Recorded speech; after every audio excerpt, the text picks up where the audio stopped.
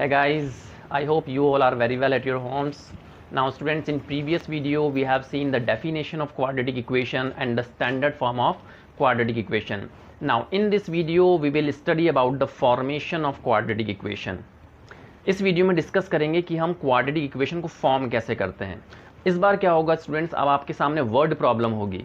उस word problem को आपको पढ़ना है, समझना है और समझने के बाद आपको एक इक्वेशन तैयार करनी है क्वाड्रेटिक. ठीक है, आपको क्वाड्रेटिक इक्वेशन तैयार करनी है. याद रखें स्टूडेंट्स, आपको सिर्फ इक्वेशन बना के दिखाना है, उसको सॉल्व नहीं करना है. सॉल्यूशन जो है, सॉल्यूशन ऑफ क्वाड्रेटिक इक्वेशन जो है, ये अपन नेक्स्ट वीडियो के अंदर देखेंगे. और जो एनसीईआरटी क्लास 10th का अपना जो चैप्टर चल रहा है क्वाड्रेटिक इक्वेशन, इसकी अगली एक्सरसाइज 4.2 के अंदर सॉल्यूशंस पे बात करेंगे. बट 4.1 में सॉल्यूशंस के बारे में कुछ नहीं है, आपको सिर्फ फॉर्मेशन ऑफ क्वाड्रेटिक इक्वेशन देखना है. ठीक है स्टूडेंट्स, तो स्टार्ट करते हैं. क्वेश्चन है हमारे पास, represent the following situations in the form of quadratic equation. आपको ये जो सिचुएशन दी हुई है, जो वर्ड प्रॉब्लम है, इस वर्ड प्रॉब्लम को पढ़ना है और पढ़ के क्या बनाना है, क्वाड्रेटिक इक्वेशन बनानी है. ठीक है, मैं फिर कह रहा हूं, आपको सिर्फ क्वाड्रेटिक इक्वेशन फॉर्म करनी है, उसको सॉल्व नहीं करना है. ठीक है, चलिए भाई, पहली वर्ड प्रॉब्लम है हमारे पास. The product of two consecutive positive integers is 306. दो कॉन्जिक्यूटिव पॉजिटिव इंटीजर्स का जो प्रोडक्ट है, वो प्रोडक्ट कितना है, 306. We need to find the integers. अब काफ़ी सारे स्टूडेंट्स क्वेश्चन में क्या करते हैं, इंटीजर फाइंड करने बैठ जाते हैं, मतलब वो इक्वेशन सॉल्व करने लग जाते हैं, जबकि क्वेश्चन में पूछा ही नहीं है. क्वेश्चन क्या है, क्वेश्चन ये है कि आपको फॉर्म करनी है क्वाड्रेटिक इक्वेशन. अब किस चीज़ के लिए फॉर्म करनी है, जैसे ये जो वर्ड प्रॉब्लम है, इस वर्ड प्रॉब्लम में इंटीजर को फाइंड करने के लिए आप कौन सी क्वाड्रेटिक इक्वेशन बनाएंगे, या क्या क्वाड्रेटिक इक्वेशन आप तैयार करके देंगे. ठीक है, किस चीज़ के लिए, इंटीजर फाइंड करने के लिए. इंटीजर फाइंड करो ऐसा नहीं बोला है क्वेश्चन में कि आप वो इंटीजर फाइंड करके बताओ, ऐसा नहीं है. इंटीजर फाइंड करने के लिए इक्वेशन क्या होगी, वो आपसे क्वेश्चन पूछा गया है. आई होप ये क्लियर हुआ होगा कि हमें क्वेश्चन में पूछा क्या है. ठीक है, चलिए भाई, अब इस वर्ड प्रॉब्लम के अंदर सबसे पहली बात कि आप किसको x अज्यूम करेंगे, और सबसे मेन इंपॉर्टेंट चीज़ यही है फॉर्मेशन के अंदर, आपको ये पता लगना ज़रूरी है कि वो जो वेरिएबल वाला जो पार्ट है, जो वेरिएबल अपन यूज़ कर, जनरली अपन x लेते हैं, आप y भी ले सकते हो. ठीक है, तो वो जो x हम अज्यूम करेंगे, वो आप किसको अज्यूम करेंगे. ठीक है, अगर आपने ये जज कर लिया कि हाँ भाई इस चीज़ को हमें x मानना है, तो फिर आपकी इक्वेशन बहुत ईजिली बन जाएगी. ठीक है, देखते हैं x किसको लेंगे. हमें फाइंड क्या करने हैं, इंटीजर्स. और इंटीजर के बारे में लाइन क्या आई है, कॉन्जिक्यूटिव पॉजिटिव इंटीजर. अब कॉन्जिक्यूटिव पॉजिटिव इंटीजर आप जानते हैं ना, कॉन्जिक्यूटिव पॉजिटिव इंटीजर का मतलब क्या है, जैसे 1 है, 1 का अगला कॉन्जिक्यूटिव क्या बनेगा, 2. पॉजिटिव इंटीजर पे बात कर रहे हैं. ठीक है, फिर 2 के बाद अगला कॉन्जिक्यूटिव पॉजिटिव इंटीजर 3. ठीक है, कहने का मतलब आप +1 करते हैं तो आपको अगला पॉजिटिव इंटीजर मिल जाता है. जैसे मैंने क्या कहा, अगर अपन 1 लें, पहला कॉन्जिक्यूटिव पॉजिटिव, पहला पॉजिटिव इंटीजर, तो इसका जस्ट अगला वाला क्या होगा, 2. तो 1 से 2 कैसे मिलेगा, +1 करने पर. बात समझ में आई. तो अगर मैं कॉन्जिक्यूटिव पॉजिटिव इंटीजर में पहला वाला x लेता हूं, तो दूसरा वाला क्या हो जाएगा, x+1. तो हमें पता चल गया कि दो कॉन्जिक्यूटिव पॉजिटिव इंटीजर क्या लेने हैं. पहला लेना है x, तो उसका कॉन्जिक्यूटिव क्या बनेगा, x+1. ठीक है, तो ये हमारी स्टार्टिंग हुई क्वेश्चन की, सॉल्यूशन की. तो हम यहाँ लिखेंगे, let the two consecutive positive integers be x and x+1. ये दो हमारे क्या हो गए, कॉन्जिक्यूटिव पॉजिटिव इंटीजर हो गए. अब अकॉर्डिंग टू द क्वेश्चन में क्या बोला है, कॉन्जिक्यूटिव पॉजिटिव इंटीजर्स का जो प्रोडक्ट है दैट इज 306. तो अकॉर्डिंग टू क्वेश्चन के अकॉर्डिंग क्या बनेगी इक्वेशन, x इंटू x+1. ये क्या है, दो कॉन्जिक्यूटिव पॉजिटिव इंटीजर्स और इनका जो प्रोडक्ट है, भाई ब्रैकेट का मतलब मल्टीप्लाई होता है. ठीक है, तो x और x+1 का प्रोडक्ट कितना बना, 306. क्लियर है, अब कुछ भी नहीं बचा, मल्टीप्लाई करूंगा, मेरी इक्वेशन तैयार हो जाएगी. x को अंदर मल्टीप्लाई किया हमने, then x² x into 1 is x is equals to 306. 306 को यहाँ शिफ्ट कर देते हैं, तो x² plus x minus 306 is equals to 0. तो ये क्या चीज़ रेडी हो गई, ये रेडी हो गई हमारी क्वाड्रेटिक इक्वेशन। बात समझ में आई? तो जो रिक्वायर्ड क्वाड्रेटिक इक्वेशन है वो क्या बनेगी, x square plus x minus 306 is equal to 0। तो आप यहाँ लिख दें कि जो required quadratic equation is x square plus x minus 306 is equals to 0। कहने का मतलब कि इस इक्वेशन की हेल्प से हम पता कर सकते हैं कि वो दो कॉन्जिक्यूटिव पॉजिटिव इंटीजर कौन से थे। बट इस क्वेश्चन में हमें नहीं बोला है कि आप इंटीजर फाइंड करके बताओ, हमसे कहा था कि इक्वेशन फाइंड करके बताओ। तो हमने इक्वेशन बना दी है। इक्वेशन क्या तैयार हुई, this x square plus x minus 306 is equals to 0। ठीक है, तो स्टूडेंट्स ये क्वेश्चन आपके समझ में आया होगा। बढ़ते हैं हमारी नेक्स्ट वर्ड प्रॉब्लम पर, देखते हैं क्या है next. Now the next word problem is this: the area of rectangular plot is 528 meter square. That means area of rectangle given है हमें 528 meter square. The length of the plot in meter is 1 more than twice its breadth. अब इस question के अंदर सबसे important चीज़ यही है, ये जो लाइन लिखी हुई ना students, 1 more than twice its breadth, इस पे आपको फोकस रखना है। ये जो लाइन गिवन है ये आपके समझ में आनी चाहिए, तब जाके अपन फॉर्म कर पाएंगे क्वाड्रेटिक इक्वेशन को। Now then we need to find the length and the breadth of the plot. Again हमें लेंथ और ब्रेथ फाइंड नहीं करनी है, उसको फाइंड करने के लिए जो क्वाड्रेटिक इक्वेशन होगी वो बना के देना है। ठीक है, क्वेश्चन हमारा वही है पहले वाला ही कि आपको सिर्फ इक्वेशंस बना के दिखानी है। ठीक है, चलिए भाई, अब सवाल ये पैदा होता है कि भाई अपन इसमें एक्स किसको अज्यूम करें। जैसे पिछले वाले क्वेश्चन के अंदर हमारे पास दो कॉन्जिक्यूटिव पॉजिटिव इंटीजर थे, तो एक x था तो दूसरा वाला x + 1 बना था। यहाँ पर हम x किसको अज्यूम करेंगे? ठीक है, तो वो जो है वो यहाँ से पता लगेगा। यहाँ पे क्या लिखा है, 1 more than twice its breadth, मतलब कि जो लेंथ है, the length of the plot is 1 more than twice its breadth, मतलब जो लेंथ है वो ब्रेथ के ट्वाइस से एक ज़्यादा है। लेंथ क्या है, लेंथ ब्रेथ के ट्वाइस से एक ज़्यादा है। पता क्या चला, पता ये चला कि अगर मैं ब्रेथ को x मानता हूँ तो लेंथ बहुत इजीली मैं बना सकता हूँ, क्योंकि क्वेश्चन में साफ साफ लिखा हुआ है लेंथ क्या है, लेंथ है ब्रेथ का ट्वाइस करो, ट्वाइस करने के बाद उसमें 1 ऐड कर दो तो आपको क्या मिल जाएगी, लेंथ मिल जाएगी। इसका मतलब मैं x किसको अज्यूम करूँ, ब्रेथ को x अज्यूम करूँ। ठीक है, तो स्टार्ट करते हैं। Let the breadth of rectangular plot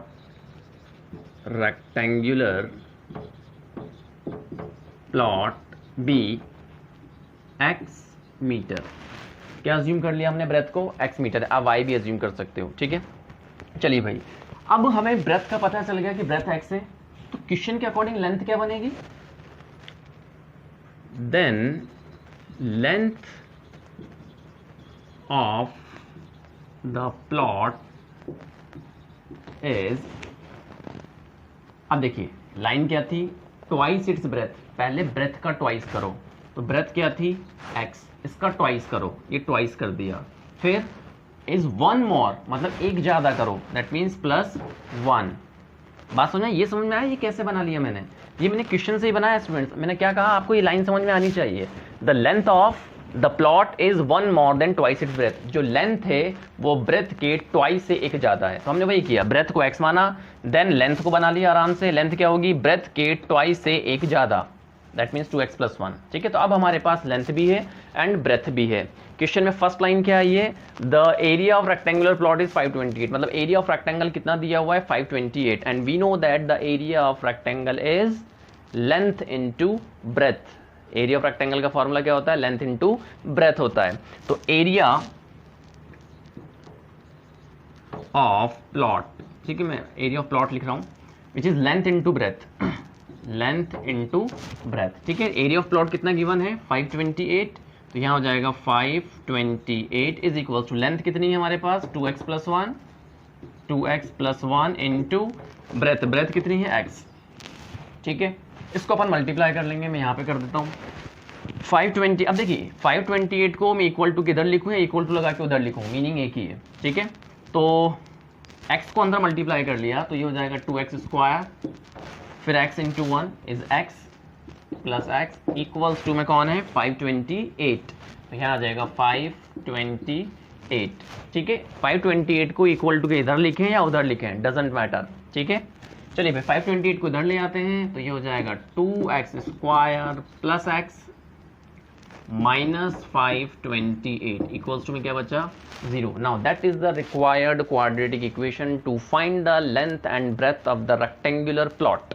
ये इक्वेशन हमारी तैयार हो गई, क्वाड्रेटिक इक्वेशन, जो हमें क्या करके दे सकती है, हमें लेंथ और ब्रेथ निकाल के दे सकती है। बट हमारा क्वेश्चन क्या था, सिर्फ क्वाड्रेटिक इक्वेशन बना के दिखाओ, तो हमने क्वाड्रेटिक इक्वेशन बना दी है, ठीक है। आई होप ये आपके समझ में आया होगा स्टूडेंट्स। याद रखें आपको नोट भी करना है इसको, so pause the video to note it down.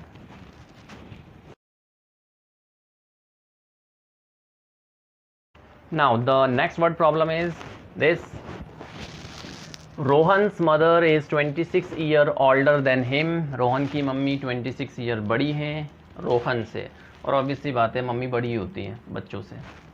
चलिए, the product of their edges 3 years from now will be 360। अब यहाँ पर ये लाइन समझ में आना चाहिए आपके कि इस लाइन का मीनिंग क्या है। इस लाइन का सीधा सिंपल सा मीनिंग है कि ये जो प्रोडक्ट है 360 है, लेकिन प्रोडक्ट किसका, कौन सी वाली एज का प्रोडक्ट है ये है 3 साल बाद वाली एज का प्रोडक्ट, प्रेजेंट एज का प्रोडक्ट नहीं है ये प्रोडक्ट जो दिया हुआ है 360, ये कौन सी वाली एज का प्रोडक्ट है, ये 3 साल बाद वाली, उस वाली एज का प्रोडक्ट है। तो इस चीज़ का ख्याल रखें, ठीक है। Then we would like to find Rohan present age. हमें रोहन की प्रेजेंट एज नहीं निकालनी है, हमें रोहन की प्रेजेंट एज नहीं निकालनी है। हमें करना क्या है, हमें करना है रोहन की प्रेजेंट एज निकालने के लिए जो इक्वेशन है वो बनानी है, ठीक है। क्वेश्चन वही है हमारा, इक्वेशन बना के दिखानी, सॉल्व नहीं करना है। चलिए भाई, अब सवाल पैदा होता है कि x किसको अज्यूम करें, किसको मानोगे, x किसको अज्यूम करोगे आप, मम्मी की एज को या रोहन की एज को। तो सीधा सिंपल सा है भाई, लास्ट में लाइन उसने क्लियरली दी हुई है, हमें रोहन की प्रेजेंट एज फाइंड करने के लिए इक्वेशन बनानी है। तो ऑब्वियसली बात है हम रोहन की एज को क्या लेंगे, x अज्यूम कर लेंगे। तो late the present age of Rohan be x years। समझ में आया, रोहन की प्रेजेंट एज हमने क्या ले ली है, x, क्योंकि स्टूडेंट्स प्रेजेंट एज एक ऐसी एज होती है जिसकी हेल्प से आप आगे की भी एज निकाल सकते हो और पीछे की भी एज निकाल सकते हो। अभी कोई स्टूडेंट मान लीजिए 10 साल का है, ठीक है। अब मैं आपसे पूछूं भाई बताओ 3 साल बाद कितने का होगा, तो आप क्या बोलोगे 13। मैं कहूँ भाई बताओ 2 साल पहले कितने का था, तो आप कहोगे क्या 8। तो आपने आंसर क्यों दे दिया, क्योंकि आपको प्रेजेंट एज पता है, ठीक है। तो प्रेजेंट एज हमने कितनी ले ली है, x। और मोस्ट ऑफ क्वेश्चन के अंदर जब एजेस वाले क्वेश्चन होते हैं तो एजेस वाले क्वेश्चन के अंदर हमें प्रेजेंट एज को ही अज्यूम करना होता है, ठीक है। चलिए भाई, तो प्रेजेंट एज हो गई x किसकी, रोहन की।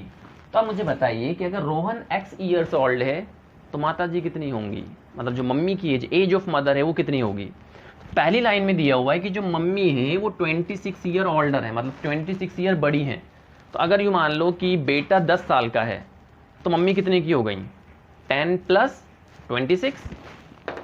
बात समझ आई, अगर अभी बेटा कितने साल का है, 10 ईयर्स का है, तो उसकी मम्मी की एज क्या होगी, तो 10 में अपन +26 कर देंगे, दैट मीन्स 36 है एज ऑफ मदर। अब यहाँ पर हमने एज ऑफ रोहन को अज्यूम क्या किया हुआ x, तो मम्मी की एज कितनी हो जाएगी, x + 26। और ऑब्वियसली यार जो मम्मी होती है वो बड़ी होती है बच्चों से, तो age then present age of his mother, mother की प्रेजेंट एज हो जाएगी x + 26 ईयर्स। बात समझ में आ गई। तो x तो है रोहन की एज और मम्मी की एज है x + 26। ये कौन सी वाली एज है, ये है प्रेजेंट एज, ठीक है। अब क्वेश्चन की जो सेकंड लाइन है उसमें उन्होंने बोला है कि जो प्रोडक्ट है वो 360 है। प्रोडक्ट कौन सी वाली एज का, 3 साल बाद वाली एज का, ठीक है। तो हमारे पास प्रेजेंट एज है तो हम 3 साल बाद वाली एज भी बहुत आराम से निकाल सकते हैं। अभी रोहन x ईयर्स का है, 3 साल बाद कितने का होगा, x + 3। मम्मी है x + 26, तो 3 साल बाद मम्मी कितनी हो जाएंगी, x + 26 + 3। भाई 3 साल बाद वो 3 साल बड़ा हो जाएगा ना, कोई बीमारी थोड़ी कि उसकी एज ही नहीं बढ़ेगी, एज भी तो बढ़ेगी ना उसके साथ साथ, ठीक है। भाई बेटा बढ़ेगा तो मम्मी भी तो बढ़ेगी, ठीक है। तो according to the question, yes, पहले 3 साल बाद वाली एज अपन निकाल लें। Now age of Rohan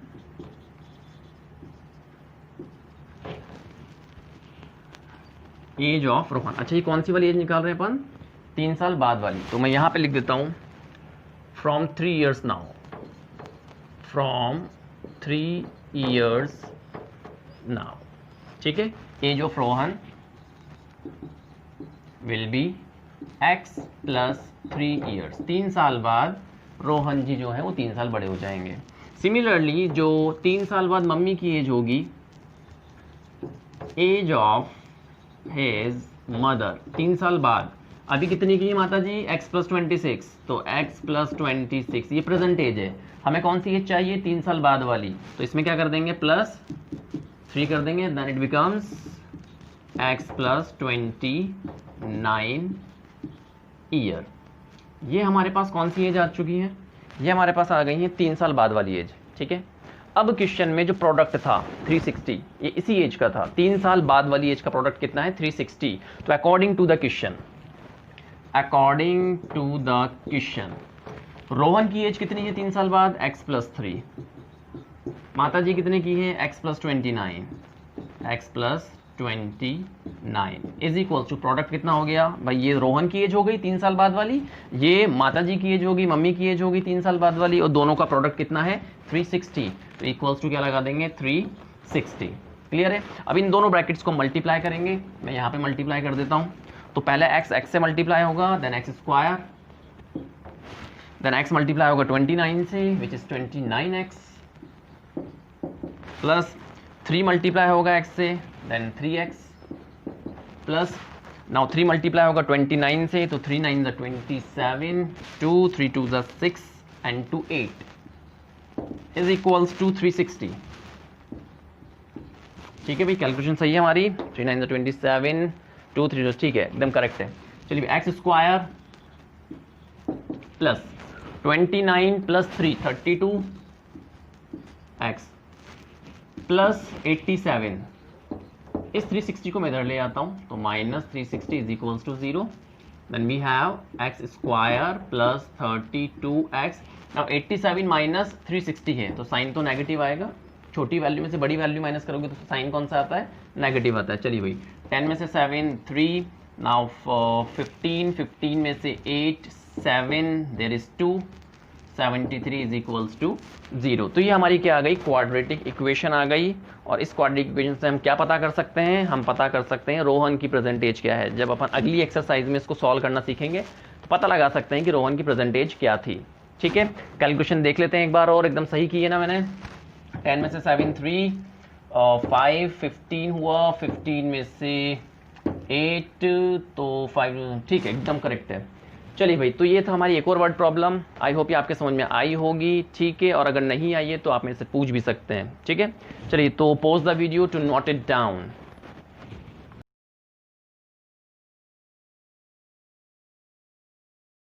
now the next word problem is this. ये हमारी लास्ट वर्ड प्रॉब्लम है स्टूडेंट, और इसी के साथ आपकी जो एक्सरसाइज है 4.1 वो कंप्लीट हो जाती है। ठीक है, देखते हैं क्या है word problem.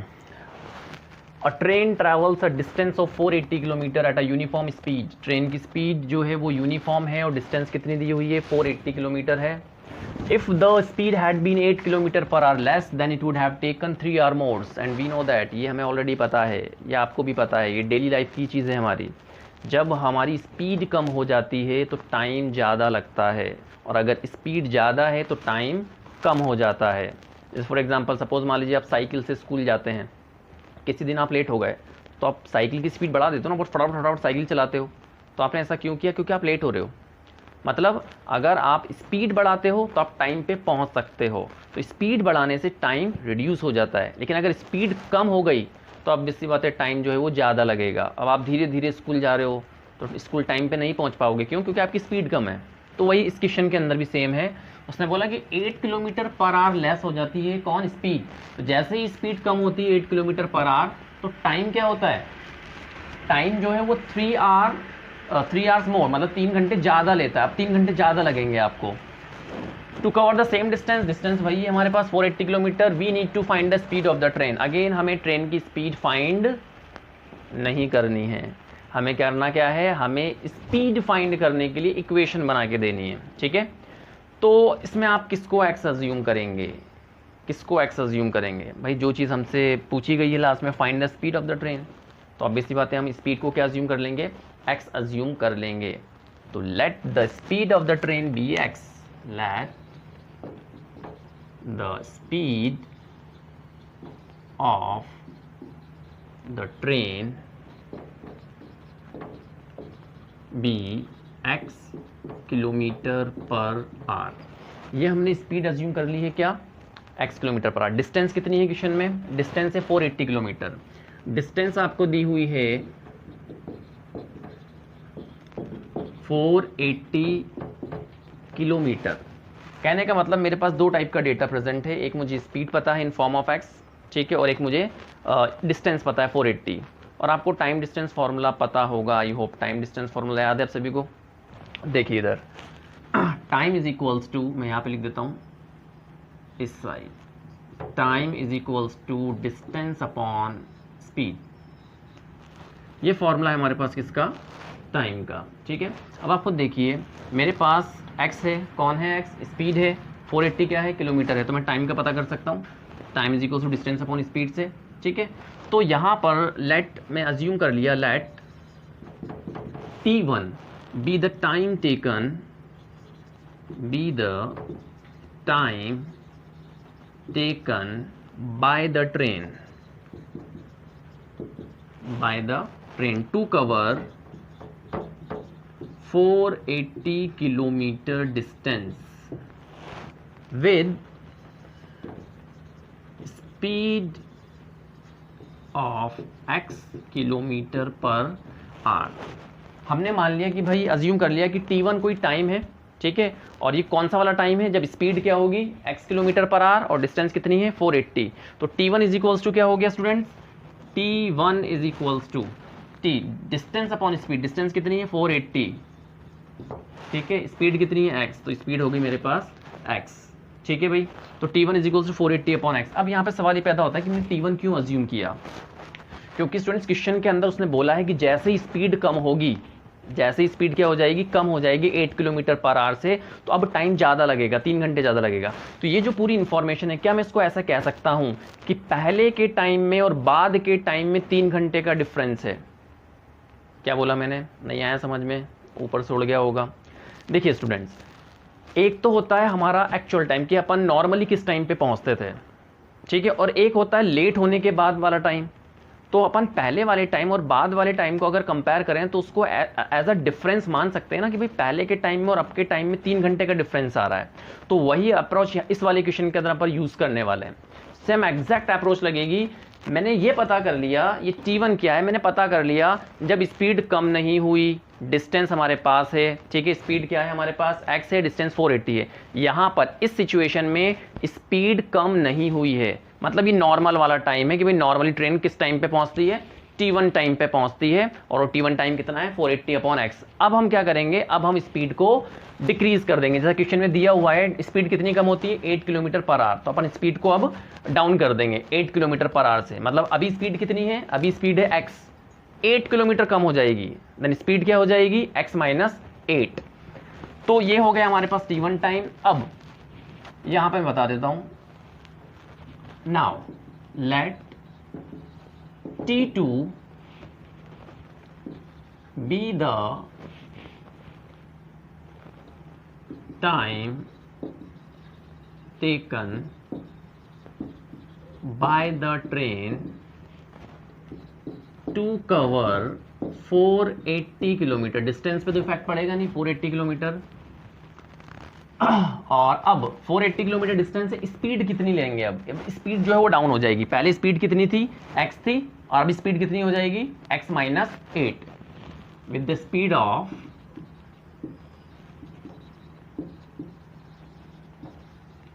x minus 8 kilometre per our.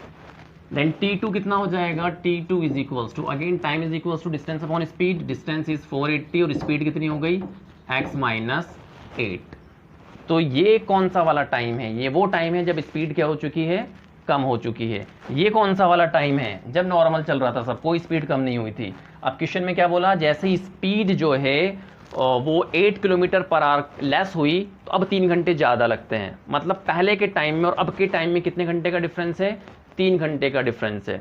मतलब कि T1 और T2 इनमें जो डिफरेंस आएगा वो डिफरेंस कितना होगा स्टूडेंट्स? इक्वल्स टू 3 होगा। 3 घंटे का डिफरेंस है पहले के टाइम में और अब के टाइम में। अब यहाँ पर आपको एक चीज़ का ख्याल रखना है कि अकॉर्डिंग टू द क्वेश्चन, ख्याल क्या रखना है, आपको बताना है T1 minus T2 is equals to 3 लिखूँ या फिर T2 minus T1 is equals to 3 लिखूँ।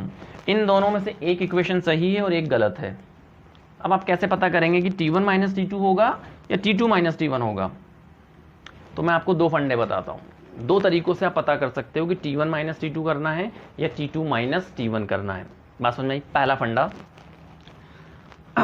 सभी को पता है कि अगर स्पीड ज़्यादा होती है तो टाइम कम लगता है। स्पीड ज़्यादा है तो टाइम क्या लगेगा? कम लगेगा। आप ज़रा देख के बताओ, ये स्पीड ज़्यादा है या ये स्पीड ज़्यादा है? ये स्पीड ज़्यादा है ना भाई, तो ये टाइम जो है ये कम है। मतलब T1 वाला जो टाइम है ये कम होगा कंपैरेटिवली T2। मतलब ये टाइम ज़्यादा है। ये टाइम ज़्यादा क्यों है? क्योंकि स्पीड कम है। स्पीड कम होती है तो टाइम ज़्यादा लगता है। मतलब T2 जो है वो ग्रेटर है किससे? T1 से। पता चल गया कि ये इक्वेशन सही है, T2 minus T1 is equals to 3। एक फंडा तो ये था पता करने का। एक तरीका और है, जब हमारे पास न्यूमरेटर सेम होते हैं, यहाँ पर देखो न्यूमरेटर कौन है? 480, यहाँ पर भी न्यूमरेटर कौन है? 480। अब अपन देखेंगे कि जो दोनों के डिनोमिनेटर हैं, उन डिनोमिनेटर में छोटा वाला कौन है और बड़ा वाला कौन है। ठीक है, यहाँ पे ये जो डिनोमिनेटर है ये x है, यहाँ पे डिनोमिनेटर x माइनस 8 है। मतलब ये डिनोमिनेटर बड़ा है। जब नीचे वाला डिनोमिनेटर जो है बड़ा होता है तो ओवरऑल वैल्यू छोटी हो जाती है। ओवरऑल वैल्यू क्या होती है? छोटी हो जाती है। फॉर एग्जांपल मैं आपसे पूछूं भाई बताओ 1/2 बड़ा है या 1/3 बड़ा है? 1/2 बड़ा होगा या 1/3 बड़ा होगा? तो आप गौर से देखिए, दोनों के जो न्यूमरेटर है वो सेम है 1 1। ठीक है, अब अपन इनके डिनोमिनेटर देखेंगे। इसका डिनोमिनेटर क्या है? 2 है, मतलब कि छोटा है इससे। तो ये डिनोमिनेटर छोटा है तो ये ओवरऑल वैल्यू बड़ी हो जाएगी। हाफ जो है वो बड़ा होता है 1/3 से। तो सेम एग्जैक्टली यहाँ पर भी है। ये जो डिनोमिनेटर था x, ये इससे बड़ा था तो ये ओवरऑल वैल्यू छोटी हो जाएगी। और इसका डिनोमिनेटर जो था ये इससे छोटा था तो ये ओवरऑल वैल्यू बड़ी हो जाएगी। तो 2 तरीकों से आप जज कर सकते हो कि कौन सा वाला टाइम ज़्यादा है, T1 बड़ा है या T2 बड़ा है। तो अपन ने पता कर लिया T2 जो है वो T1 से ग्रेटर है। तो इक्वेशन क्या बनेगी? T2 minus T1 is equals to 3। ठीक है, अब हमें बस T2 की वैल्यू पुट करनी है और T1 की वैल्यू पुट करनी है। मैं पुट करता हूं उससे पहले pause the video to note it down.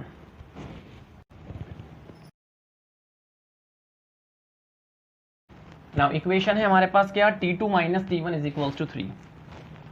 तो T2 minus T1 is equals to 3।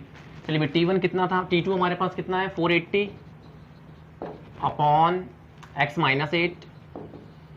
T1 हमारे पास कितना था? T1 था हमारे पास 480 upon x is equals to 3। Alright, चलिए भैया अब इसको बस सॉल्व करना है। तो यहाँ पर आपको पहले एलसीएम लेना पड़ेगा। यहाँ पर x माइनस 8 और x दोनों का प्रोडक्ट आ जाएगा एलसीएम में। तो यहाँ पे आ जाएगा x और x माइनस 8 एलसीएम आ जाएगा।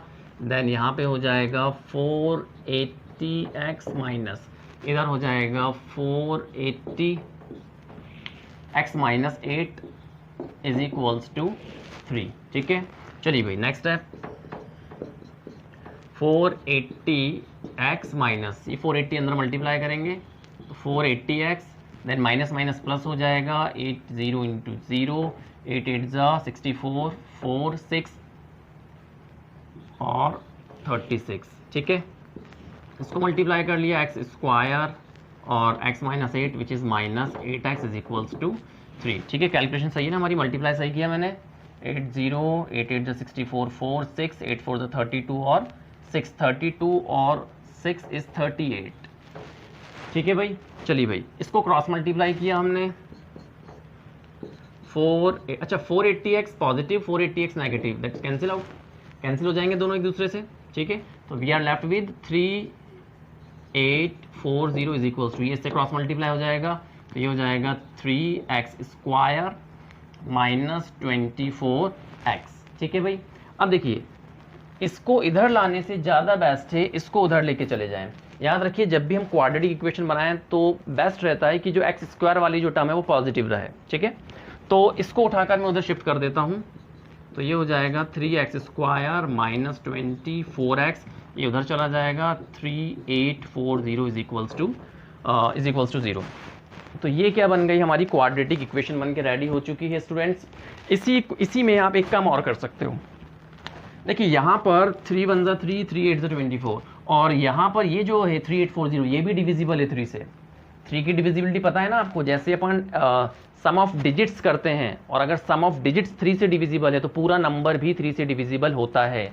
मतलब देखिए इधर 8 4 12 और 3 15, इनका सम कितना आएगा 15, और 15 is divisible by 3, that means this number is also divisible by 3। तो ये तीनों नंबर जो है 3 से डिविजिबल है, तो यहाँ पर आप 3 जो है वो कॉमन ले सकते हो। तो मैंने 3 को कॉमन ले लिया, तो यहाँ क्या बचेगा एक्स स्क्वायर, 3 8 जा, और ये हो जाएगा 3 1 जा 3, 3 2 जा 6, 3 8 जा, और 0 इज इक्वल्स टू 0।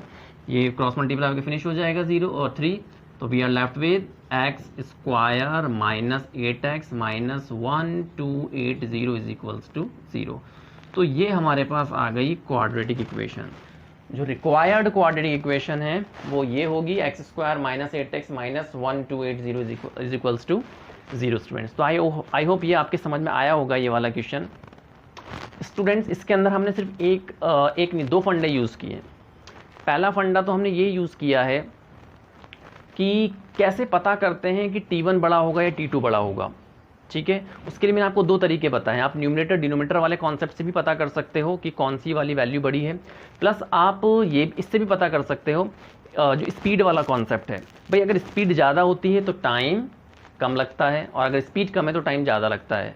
एक फंडा तो ये यूज़ किया है। दूसरा फंडा यहाँ पर ये है कि भाई हमने T1 माइनस T2 या T2 माइनस T1 वॉटेवर जो भी हमने यूज़ किया यहाँ पर, ये क्यों किया। तो वो इसलिए किया स्टूडेंट्स क्योंकि क्वेश्चन के अंदर वो जो 3 आवर्स वाली जो बात कही गई थी ना कि अब 3 घंटे ज़्यादा लगते हैं, तो क्वेश्चन में तो लिखा हुआ था 3 आवर्स मोर, 3 घंटे ज़्यादा लगते हैं। तो स्टूडेंट्स मोस्टली क्या करते हैं 3 आवर्स मोर के अकॉर्डिंग वो +3 करने की कोशिश करते हैं कि +3 आवर्स मोर का मतलब +3।